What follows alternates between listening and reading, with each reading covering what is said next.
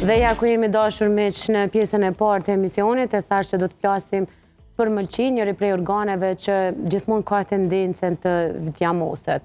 E arsyet e djamosjes së saj do t'i mësojmë nga doktoresha Dhurata Nasufja Alabaku, mjeke familjare dhe nutricioniste, me cilën do të flasim në detaje rreth këtij organi, rolit e tij, por edhe rëndësisë të cilësisë së jetës, ushqimit, aktivitetit fizik në mos djamosjen e tina dhe produktet të cilat ndihmojnë në eliminimin e këtij djami. Mirë se erdhët, doktoresh Dhurata. Faleminderit, mirë se u gjeta. Shumë kënaqësi me të pas çdo herë në studio, sepse gjithmonë kam ata shikues që thonë pe kuptona shumë mirë, doktoreshe. Shumë qeshtë. Shumë e thjeshtë, doktoresha, e kjo ka shumë rëndësi sepse mbi të gjitha na ulemi këtu për me të përcjellë një mesazh, për me na kuptu, edhe për me bë me ndru stilin e jetës edhe me ndryshu çdo gjë që i bën dëm organizmit tyne. Unë tash do të flasim për mëlçin. Mas pari do doja të dija cili është roli i mëlçisë në organizmin tonë dhe pastaj të flasim edhe për djamosjen e tij. Kështu, unë gjithherë mundona të jem më thjesht, se edhe tek pacientët, se unë punoj me pacientë gjithherë, duhet gjithmonë për të me të kuptu pacienti duhet të bish në atë nivelin e gjuhës së pacientit. Edhe kështu gjithmonë është më mirë, më thjesht se ne këtë bisedë jemi të e bo për klientat ose për pacientat apo për popullatën në tërësi. Çka është mëlçia? Mëlçia është organi më i madh në hapësirën abdominale. Në popull shpesh herë njihet si mushkëria e zezë. Bile shpesh herë edhe me pacientët, doktoresha është mëlçia, ajo është e vendosur në diafragmën. Mëlçia është një organ i cili ka një rëndësi shumë të madhe, ndoshta edhe nuk jemi të vetëdijshëm se çfarë roli ka ajo në organizmin e njeriut. Thjesht mëlçia është një laborator i organizmit ku kryhen shumë funksionet. Funksionet e saj janë të shumta. Janë si në prodhimin e enzimeve për tretjen e ushqimit, janë roli detoksifikues, roli në aspektin imunologjik. Thash pra është një gamë shumë e gjerë e funksioneve të cilat i kryen në mëlçia. Ndoshta me pas bisedu vetëm për mëlçina u kishtë dosh një orë e gjys, për funksionet e saj. Mirë po edhe problemet e ndryshme me mosh, po tek mëlçia janë të ndryshme, sidomos duke e pas parasysh stilin e jetesës në ditët e sotme, e sidomos nga keq ushqyerja e cila thua se faktikisht na u ka bërë edhe si rutinë, si pjesë e përditshme e jetës tonë. Roli detoksifikues. Në mëlçia e ka rolin detoksifikues që të largoj toksinat, se vetë fjala toksin, do me thonë mi detoksiku, duke filluar nga radikalet e ndryshme, mirë po dhe duke filluar për shembull nga produktet e fundit të metabolizmit, sepse shumë toksina përveç se eliminohen nëpërmjet veshkave, një numër shumë i madh eliminohet edhe nëpërmjet të mëlçisë. Për shembull, preparatet e ndryshme të sotme të cilat përdoren në konservimin e ushqimit, në ngjyrosjen e ushqimit, ato bëhet detoksifikimi i tyre në mëlçi. Edhe faktikisht sot tumoret më të mëdha kemi në mëlçi prej këtyre ushqimeve jo të mira, do me thonë konservuesve të ndryshëm, se ato janë helme, të cilat i marrim çdo ditë me ushqim. Pse ka tendencën me mëlçia me pas këtë djamosjen e tepër? Ka dhe shumë faktorë, si tash edhe më herët. Përveç këto që e ceka, vjen mandej edhe për shembull alkoholi. Edhe alkoholi është zakonisht mëlçia, problemet me mëlçi paraqiten tek mosha 40 deri në 60 vjeçare. Mirë po tash alkoholin e konsumojnë edhe moshat shumë të reja, po nuk kemi një kontroll ashtu, atëherë edhe problemet e mëlçisë, do me thonë vinë prej alkoolit, vinë prej ushqimeve me shumë yndyrë, me ushqime prej yndyrave jo të shëndetshme. Mirë po edhe një faktor shumë i madh është mbipesha dhe obeziteti. Kur të gjitha organet fillojnë të djamosen, kur kemi një person obez, atëherë edhe mëlçia fillon të djamoset dhe aty pikërisht fillon të humb edhe funksionin e saj. Atëherë simptomat janë të ndryshme nga ato të cilat i ndijmë, për shembull pasqyrës klinike, mirë po janë edhe ndryshojnë edhe parametrat, ndryshojnë për shembull yndyra në gjark, yndyrat e mira, bilirubinat, krejta me radhë. Kështu që për një jetë më të shëndetshme duhet të kemi një funksion të mirë të mëlçisë, mirë po asaj duhet ne ti kontribuojmë me anë të ushqimeve tona të cilat i konsumojmë. Si thash, ushqimi është faktor shumë i rëndësishëm. Po, çfarë ndryshime na jep? Çu e dallojmë na që mëlçia jonë është e diamos nëse funksionin e saj e ka? Zakonisht për ma sigurt është ultrazoni. Në ultrazon kur të bëhet, kështu nuk kemi na shqetësim. Kemi edhe shqetësime, se tashmë ndihemi të lodhur, mund të kemi edema të ndryshme, mund të kemi edhe ndryshime në lëkurën tonë, dhe edhe në zverdhjen e lëkurës, po ato në stade shumë të avancume. Mirë po, nëherë me pa është të diagnosur, atëherë është ultrazoni, e mandej janë edhe analizat laboratorike, të cilat na ndihmojnë për rritet niveli i ndyrnave, kolesteroli, trigliceridet, ALT-ja, AST-ja, mos t'ja komplikojmë. Po, jo, besoj që kjo është informacion i rëndësishëm. A ka tendencë ma shumë të persona që janë ma obez, të persona që janë ma pasiv, apo... Po, persona të obez faktikisht janë persona pasiv. Po, teknikisht po. 100% nuk mundemi të thojmë ashtu, mirë po, është të ata, është për shembull të alkoholistët, janë të personat të cilat kanë pasur hepatit, edhe aty dëmtohen qelizat hepatocitet. Mandej janë personat të cilët konsumojnë barna të ndryshme.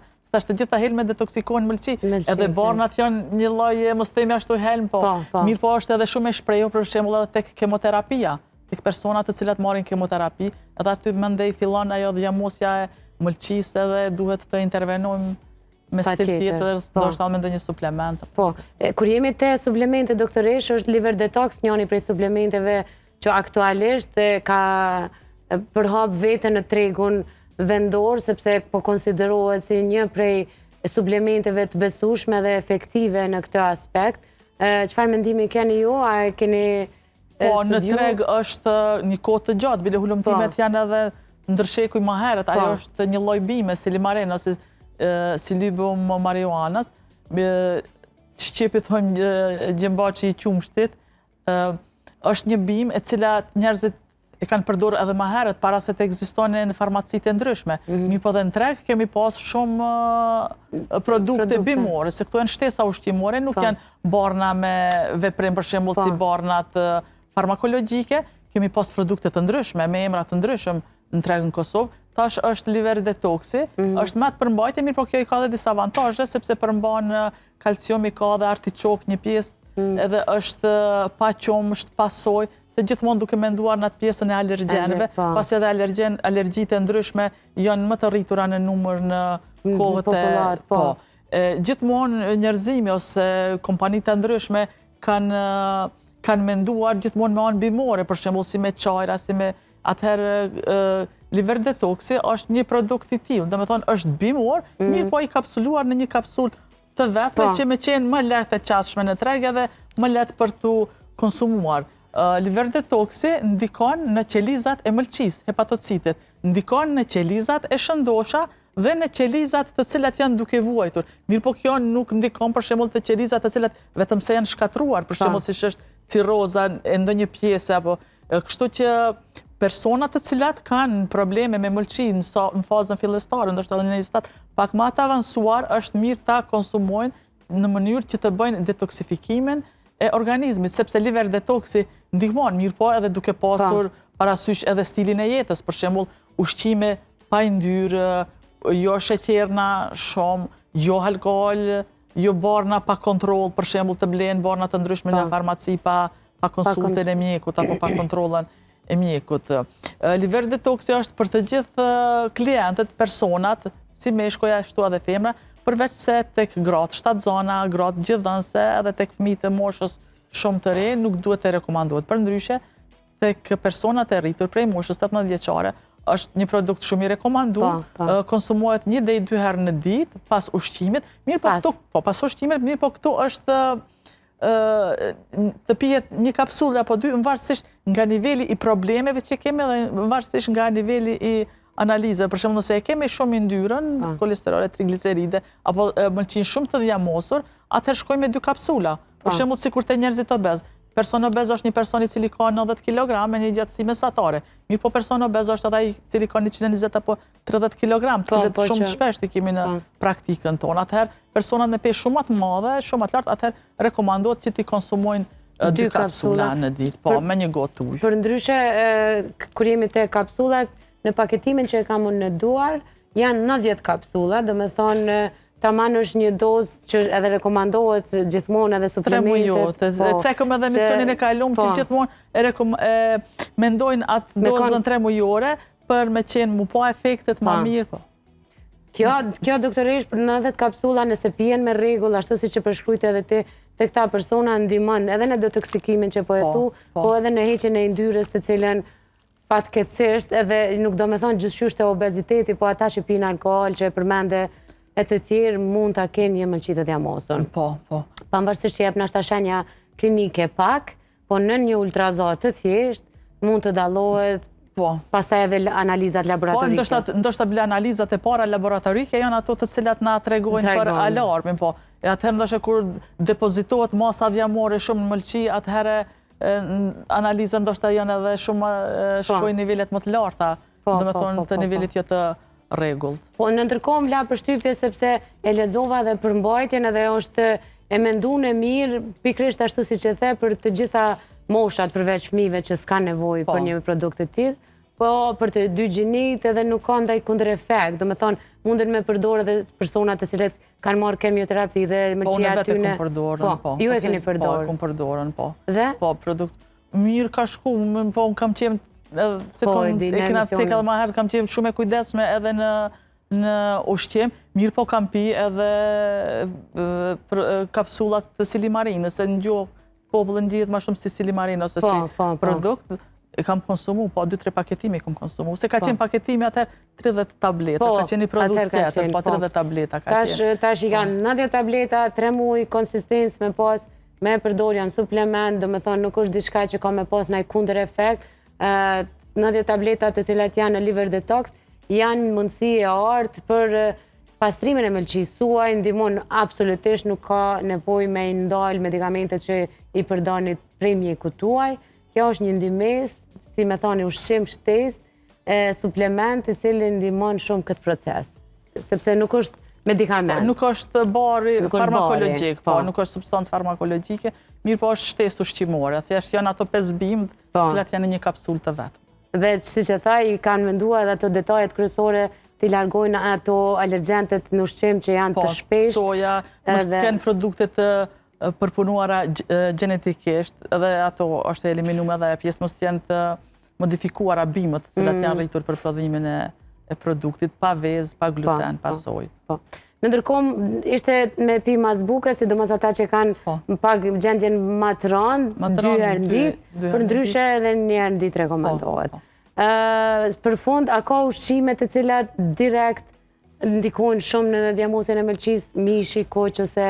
Mishi me shumë djam, bylmeti, personat edhe yndyrnat janë të nevojshme në organizëm, mirë po jo me tepru, për shembull, mos të kemi mishra të skuqura në vaj, apo në margarinë, apo në të lynë. Këta persona duhet të jenë të kujdesshëm, për shembull të kalojnë në mish të pulës, mish të quranit apo gjeldetit, mish peshku, produktet ushqimore, bylmetin ta marrin me nivel të lartë të yndyrës, mundësisht jenë me probiotik. Për shembull edhe djathtë, tash kemi në treg zgjedhje të ndryshme, për shembull kur të blihet pa yndyrë, jogurtat pa yndyrë, qumshti pa yndyrë, të pim ujë më shumë, çajra bimor, pa ëmbëlsues, pa sheqer, edhe të kemi një aktivitet ata të cilët janë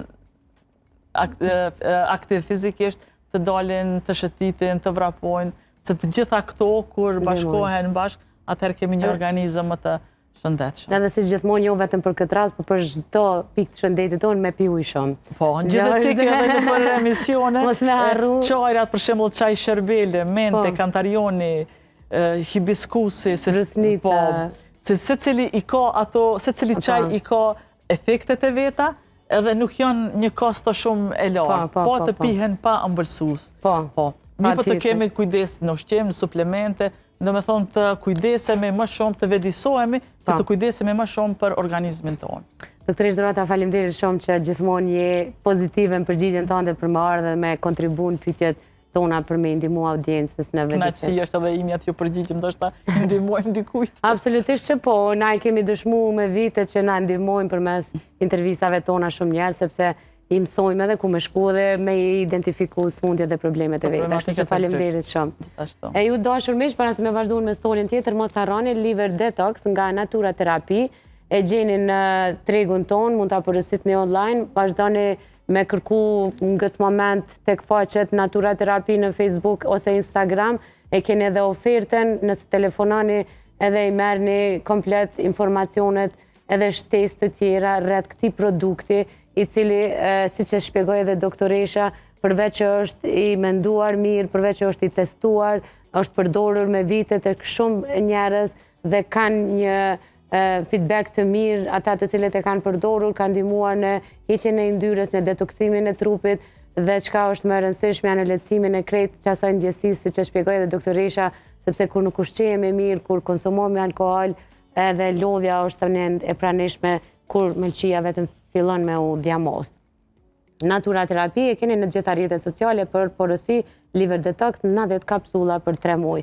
Ne do të shkojmë bashkë dashur miq në Spitalin Rezonanca 2, atje kemi bërë një intervistë me kardiologun rreth një prej problematikave dhe intervenimeve më të shpeshta siç është koronarografia.